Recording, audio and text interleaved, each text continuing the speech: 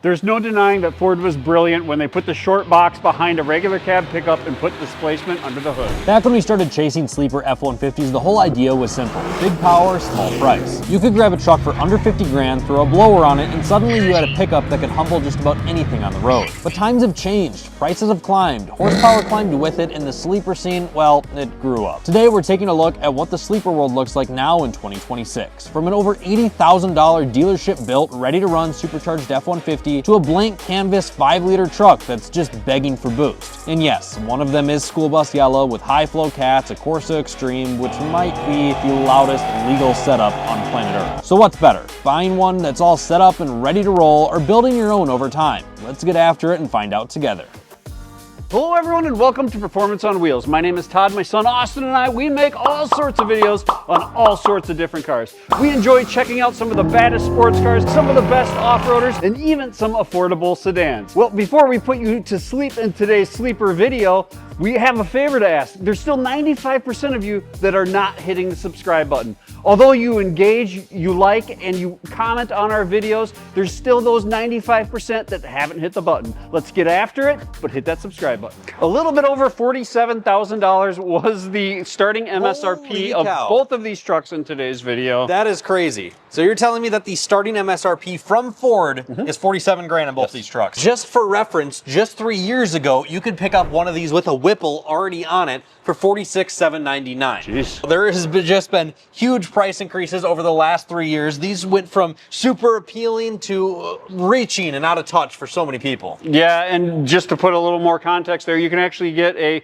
Whipple already installed F-150 in work truck white on Apple Auto's show floor that has no customization, steel wheels, similar to that one, and $60,000 is where that's at today. That's crazy. That's about a $6,000 price increase over 3 years ago because that one is a 4x4. And I just think that's crazy to me. But that's not what the video today is all about. We're going to be comparing this Menards Green Sleeper F-150, which is just actually a base F-150. It's just a 5-liter single cab short box, to this, which is exactly the same thing, but with $30,000 in aftermarket on it, to see truly how much this truck can change just by putting some money into it. Then let's understand what that $30,000+ of customization and labor gets you right from the show floor here at Apple Autos. In this case, you get some paint match bumpers, a 3.5 lowering kit, and some incredible QA1 suspension components. The wheels and tires, 22-inch Sun, and those are some Nittos wrapped around those 22s. An SPD padded high flow Y pipe, Corsa Extreme catback. We got some sweet leather that's coming, not installed yet. Put some rear wheel liners in there. Maybe it has something to do with some smoky burnouts, not sure yet. There's a front valance, there's a tailgate spoiler, and of course under the hood we have that Whipple tint tail lights,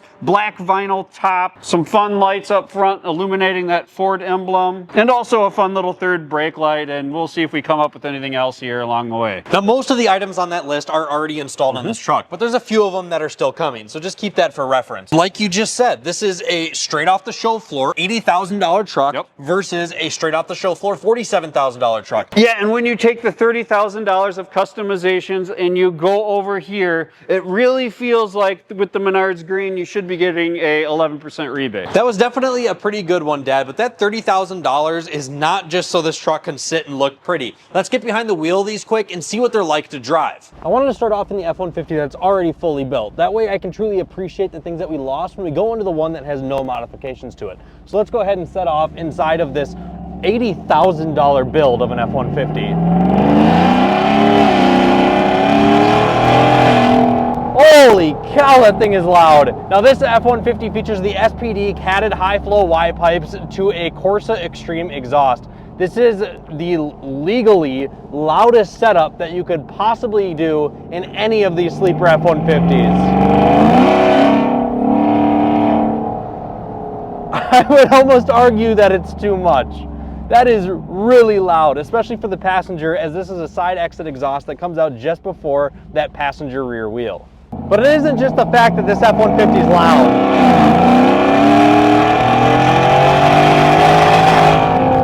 It can get down and boogie. It's really quick, but it's not just how quick it is and how loud it is. It's crazy how from a blank canvas, You can completely transform the way that these F-150s ride on the road and handle by just swapping out all of the suspension, slamming these things down to the ground. Now this F-150 has the latest development of QA1 suspension setup with their latest traction bars that just came out within the last couple of weeks, and it's incredible. The fact that this F-150 can put all of those 725 horses down to those rear wheels, even in these colder conditions, and not break the back end loose or have wheel hop is truly impressive, and it does handle extremely well around corners.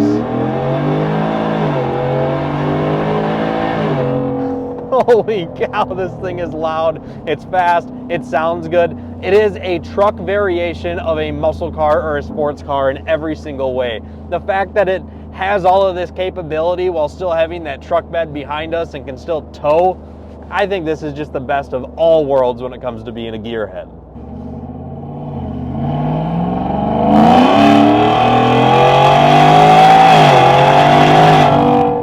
Essentially in the exact same truck that we just were. However, this one is $30,000 less worth of modifications on it. We're going to take the exact same drive that we just did and see just how much different this is. Dang! Now the one thing that's surprising me most about this truck, holy cow, is how quick it is. I mean, even just the 5-liter, it's 60 miles an hour, and I would say it feels like a 4-second range. This thing really gets up and goes. That 10-speed and that 5.0 completely stock, it's not slow by any means. However, it handles like a lumber wagon. This thing has the body roll like you couldn't imagine. It's crazy what that QA1 suspension truly does. I'd actually almost be curious to see how it feels just putting one of these stock trucks with the stock 5.0 and not putting a Whipple on it, doing an exhaust and lowering it on some QA1, because even without the Whipple, it's surprisingly quick. It really feels quite good. Just stock 5.0 power. It's pretty impressive. And with these factory tires on it, oh, it's almost a little bit squirrely here.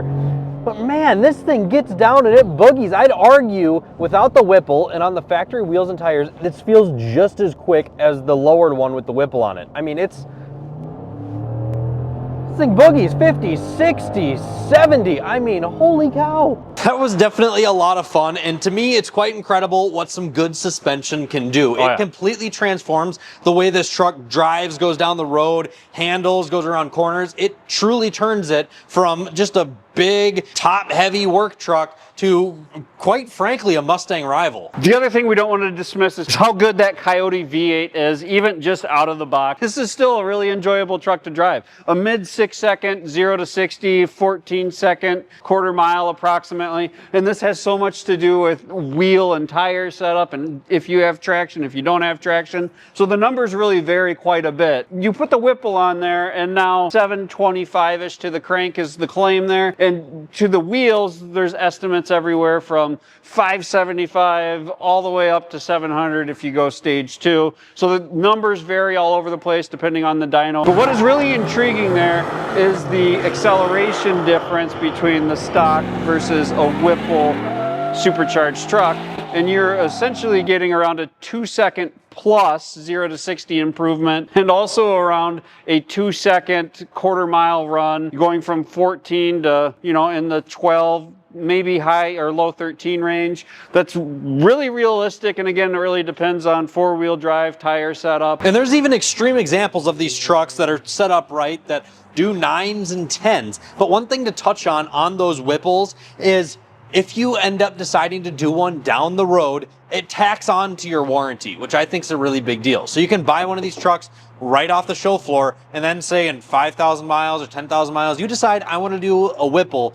It goes right on to the remaining truck's warranty, which I think is really cool. And another thing about those Whipples that I think is also cool, Apple Valley Ford has built over 100 of these trucks now. 2 of them have blown engines, both of which were cylinder 3, both of which got 100% covered by Ford.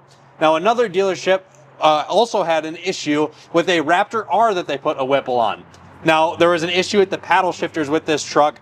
However, Ford still decided to take it in as an RAV, a RAV unit, so we have a reacquired vehicle with a Whipple supercharger on it. So Ford is really accepting of the warranty, even when they put the Whipple superchargers on these, which it just makes me feel like at some point inside of your warranty of having one of these trucks, you got to do the Whipple. Isn't there a rumor that the superchargers may be coming from the factory soon? Or there's always a little article flirting that There's Ford always might one do that somewhere, but who knows? We'll see if that happens, but it's not all about power here. Obviously, that's intriguing, but a truck that handles really well, even creeping on sport car territory from a handling perspective. If you lower it right and you've got good quality parts on there, there's some claims that you can pull about a 0.85, maybe even a 0.9 on a skid pad, Impressive. which is really impressive. Obviously, there's still cars that are going to outperform that. But when you're talking about a truck that has a bed and some towing capability, that to me is a dramatic difference over the factory work truck ride,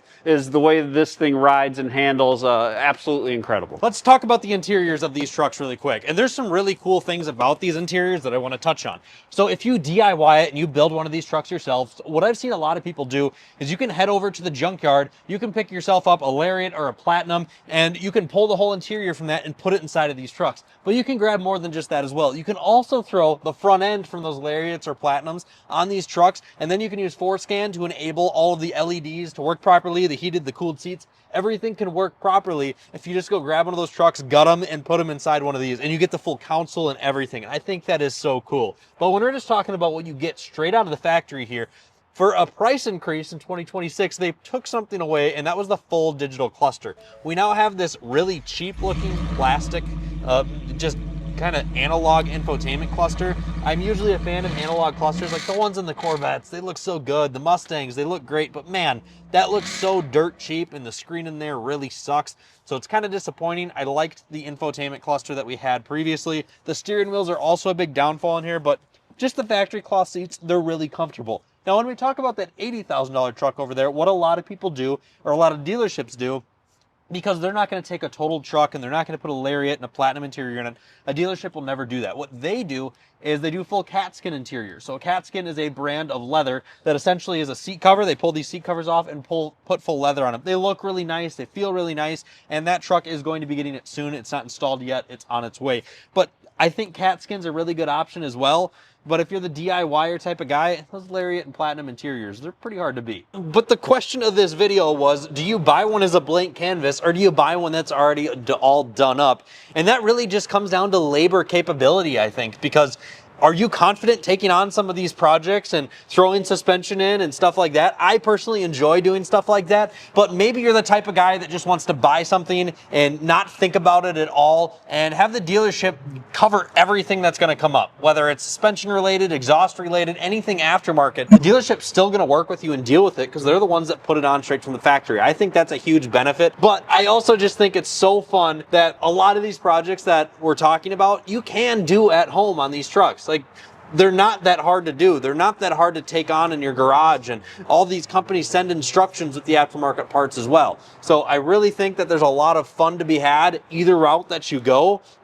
It's kind of crazy what can be done with $30,000. There is something very valuable to be said about someone else doing the labor and making sure it's right and the alignment's right, and you can critique everything that they do, and Cryptic Customs does a fantastic job, by the way. But if you have some nationwide lifts at home like we have, it makes it really enjoyable to do some of that work yourself. If you go to Best Buy Auto Equipment, down in the link below, you too can have lifts just like we have in our garage. That is very true, but even though we have those fantastic lifts from Best Buy Auto Equipment, I think no matter what case scenario, I would have the dealership install my Whipple supercharger. That way I can take that warranty.